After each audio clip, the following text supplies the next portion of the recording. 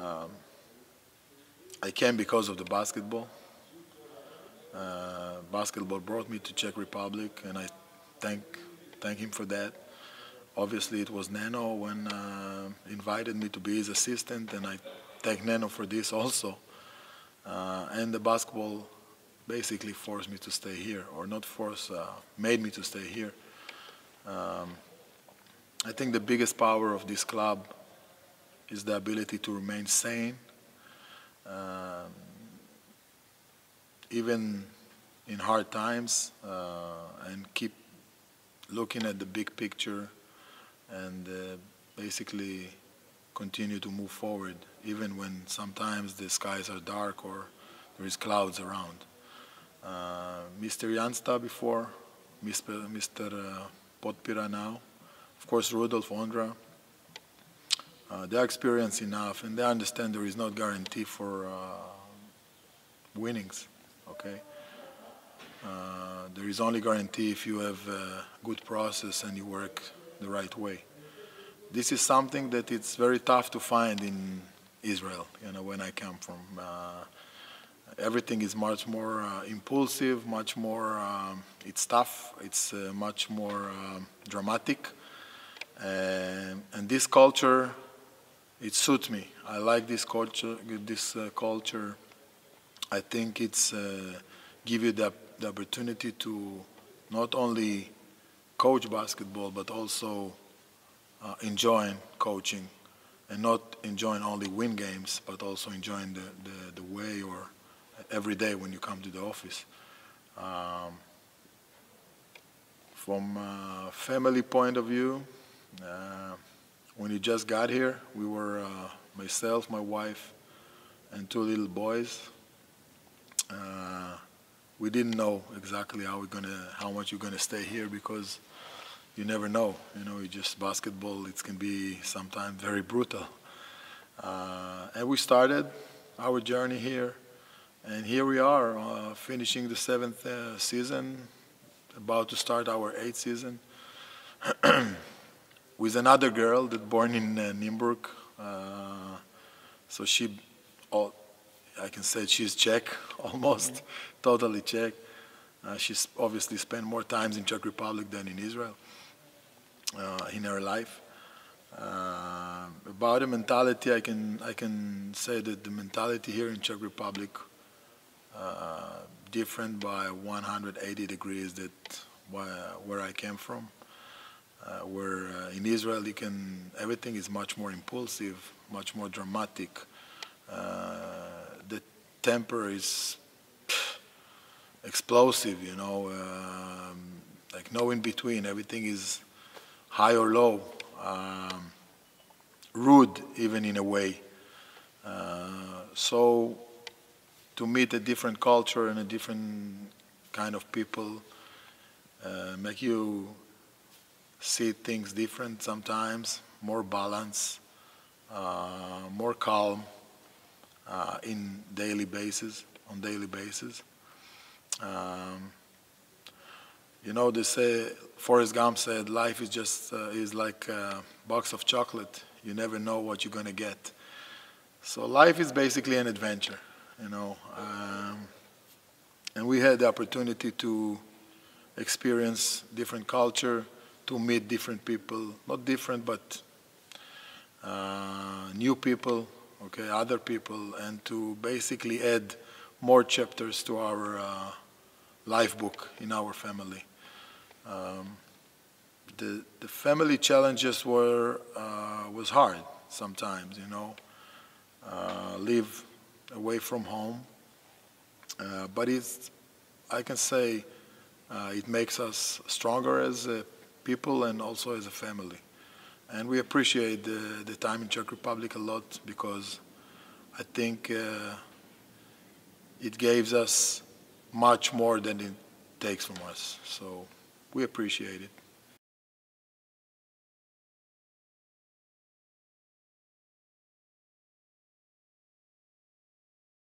We travel, we have 2 months in the break, July, August. And then we go back to visit on the Christmas. And maybe next year, because the kids are already grow up. So my wife will take the kids also in the spring break. If I miss my if I miss something in Israel, I miss my family for sure. This is something that very important for us in our culture. Family is always together, and of course the food. You know, the food in Israel is amazing, different from here.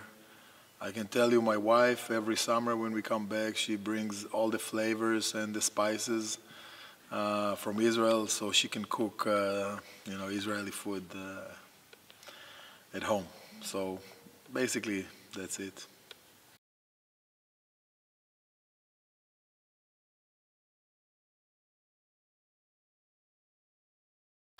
Oof.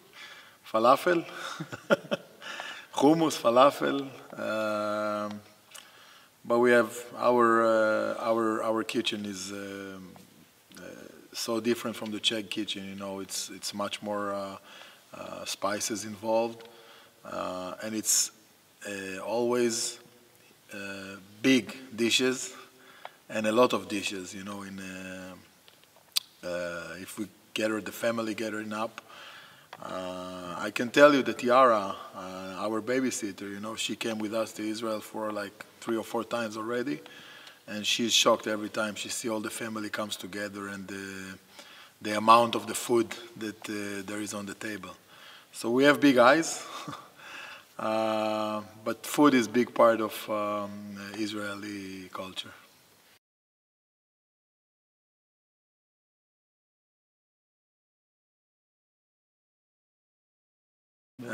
There is some places in Prague from Israeli people that left Israel and come to live here, and they try to do something, but it's not the original. It's not the same.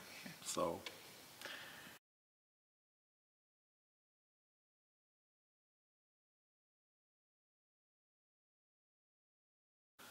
Yeah, as I said, you know, the culture is 180 degrees different. I can tell you in Israel, the people are, I would say, more open, more warm, more embracing, you know. While here, a lot of time we find that people are a little bit close, you know. Everybody lives his own life, more or less, you know. But in the same way, I would say that in Israel, a lot of people are, I would say, I try to define it, they are less serious, you know, in stuff they do, more easygoing. So it's not all the time, you know, the right way. I think the balance should be in somewhere in the middle. But I can see this, I can meet this every day, you know, in Czech Republic, and little things. For example, even if you go into a shop or a store or a super, sometimes it's tough to communicate. You know, people are more, you know, close. Sometimes you don't feel like they want to communicate. Well, you know, in my country, it's like immediately, you know, communication. Everybody in Israel speaks English, which is not the same situation here, obviously. And this is make it sometimes more tough. In Israel, it's much more spontaneous. I would say, like, you know, for example, my kids, you know, if they want to visit their kids, you know, to have a good time together, you know, so the parents needs to make schedule before and make sure everybody in Israel, you just knock on the door, you go, you know, you pick up the phone, you say, hey, let's go over. And so my kids try to install this to their friends sometimes, you know, to tell them, you know, you can just come without, you know, but it's tough to accept this. So family culture is different. In Israel, family it's really big. Like it's very important. Every weekend, all the families come together for Shabbat. You know, we eat together, a big meal. A lot of things we do together. Family has a huge part in our culture. again, I go back to Yara. You know, Yara, when she came with us to Israel, she was shocked in the beginning, like the way the family comes together. She was like crying from emotional, you know, she was emotional about this. And that's why also she was very close with us, because we show this big heart. And basically, this is the, you know, in a nutshell, the main differences.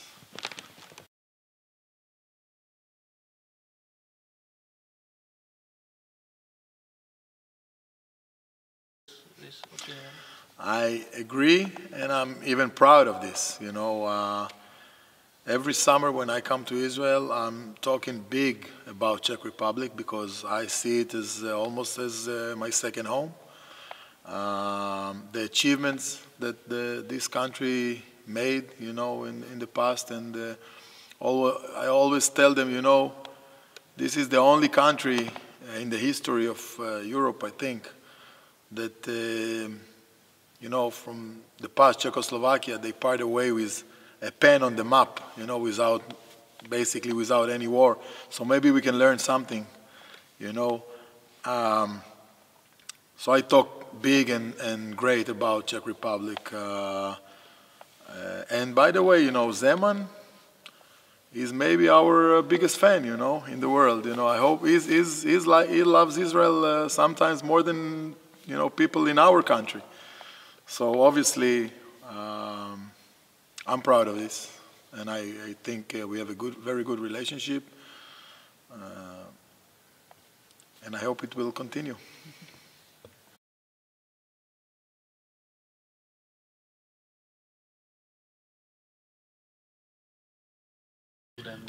Okay, I can understand them, because this is what basically they see on the news. I think for some reason maybe the Palestinians have a better PR than we have. But Israel is not bombed on a daily basis, especially not the center of Israel. So there is some part in Israel that not on daily basis, but at some you know, situation, there is some bombs, and the people there are a little bit insecure. But you know, we've been with the team for a couple of times, you know, in Israel. You can ask the guys if they felt any problems. I think they loved it in general. We've been in Jerusalem. They've been in Nahariya, in Tel Aviv. So I don't think the reality is like you see in the news. Michigo, you know, he spent the summer in Israel 2 years ago. You can ask him, you know, go and ask him if he's enjoyed, you know, if he likes it or not, if he felt insecure. I think he would tell you that he had a great time there. So there is no reason to scared to go to Israel. I think if you like good weather, if you like the beach, if you like history and good food, go to Israel. You won't be disappointed.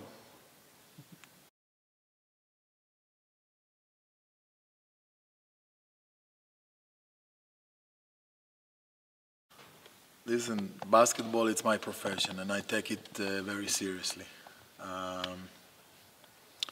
I spend, like all of my staff, Sasha and Richka, we spend a lot of hours in the office or in the gym. And this is the best example I can give my kids, you know, that if you want to do something, you got to do it all the way, and to be committed on this. So it's the best example, not only for my kids, it's the best example also for the players. You know, when they see you in the office and they see you working, so you lead by example. So I think it's very important. And it is affect me in a way, because there is a lot of emotions in this game, a lot of ups and downs. So it affects you, but I think the more experience you have, you know how to deal with it. You take it, you give it the proportions it should have. So when I was a young coach, or you know, just started, it affects me also when I went home. Sometimes, you know, I think about it because it's basically it's a 24 hours job, you know. But I think now I'm more experienced and I'm more calm, and I have the family got bigger. So when I go home, I try to, you know, I try to disconnect myself from basketball as much as possible.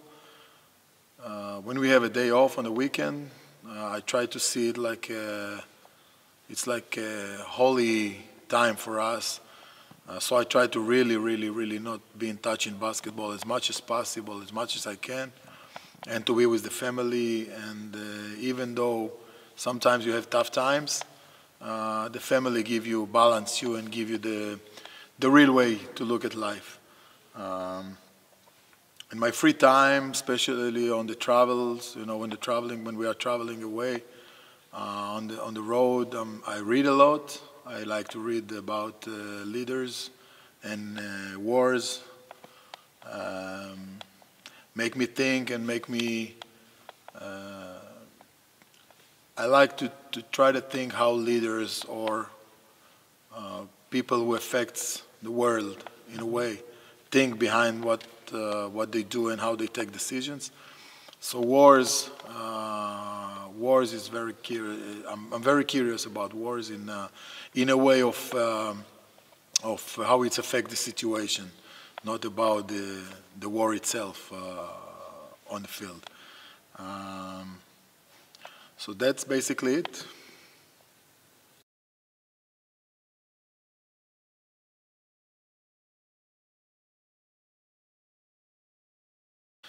I read a lot about all the leaders all over the world. Churchill is for sure one of the most, let's say, impact leaders that you know, I try to search about him.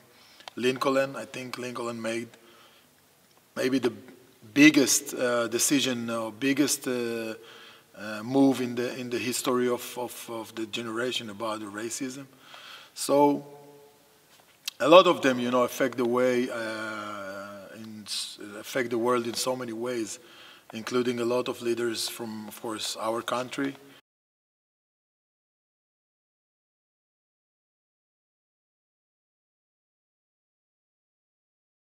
The funny thing is that I like football much more than basketball. If you ask me what I prefer, I would tell you football 100%. It's not even a question. But you know, when we were kids, we were on the playground all the time. No iPhones, no Sony PlayStation, nothing. So we were, you know, outside. I remember my mom like calling, you know, like not calling because she cannot call. Like she's riding the bike and look for us, like screaming my name because we are somewhere playing. So we didn't have really a professional, let's say, system to try to play in or to participate in. So we were like out there. So I started to play basketball in a team with some system only at the age of 16. And then I continued until under 18, and then like everybody in Israel, you go to the army for 3 years. So I left basketball, obviously. After I finished my duty in the army, I joined Galil Elyon, which is some big team in Israel. So it was my first experience as a professional basketball player. I spent there 8 years. Then when I became a professional basketball player, I always was coaching kids, you know, next to this because I felt this is good for my soul also. I like coaching. I like to work with people. But even though when I was playing, I remember myself always take notes, you know, because I had the best coaches around me. I was Pini Gershon, after that David Blatt, who is also very close. And after that, when I became an assistant coach, worked with Coach Katash now in Jerusalem. Before in Maccabi Tel Aviv, we worked together in Maccabi and in Galil. After that, Brett Greenberg, you know, big coaches. And of course, the most important maybe it's Neno Ginzburg. You know, when we knew before, but when he invited me, offered me to come work with him, if I look backward, the best move in basketball that I made, you know, I came to work with him, and he probably the coach that impacted me the most regarding basketball and off the court, you know, because I think basketball, it's not only X's and O's, of course, it's the way you manage people and the way you work together with people. And I think Neno is just a master in this aspect. And I did, and I still, almost on daily basis, you know, talk to him and look for his advices and situations to solve situations. So basically, this is, you know, in a nutshell, this is my journey as a coach. And I hope I will continue to grow and to learn.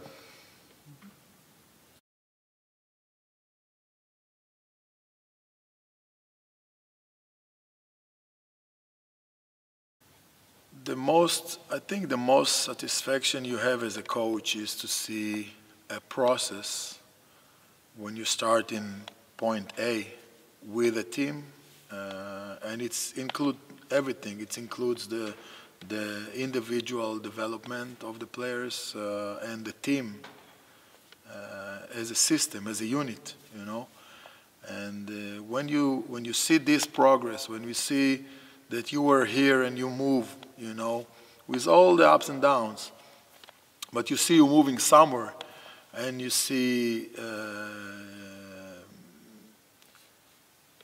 I would say, the benefits. So it gives you, like, let's say, it gives you a diploma if the way is, you know, going the right way. And I think, for example, if you take Nymburk, you know, I think the progress this club made since Muli came here, you know, Katsurin in, I don't know, 2005, I think, something like this. It's amazing. It's like a star, you know, rising star. It's unbelievable. So it's Muli and Neno, and now I try to, you know, to add my philosophy or my ideas, let's say, to this. It's just amazing. So I would say the process.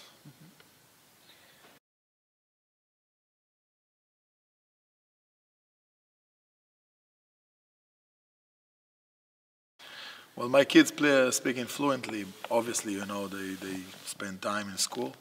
Also, my little girl, she's speaking. It's unbelievable how they catch up, you know, everything. Also, my wife, you know, she has friends here, so she's dealing with the Czech language. And I cannot tell you my secret or to expose how much I understand or not, because it won't be good enough for the relationship with the players, because sometimes it's better for me if they think I don't understand everything. So they speak and I can pick up some stuff, you know, but obviously I'm not a Czech speaker, but I'm improving.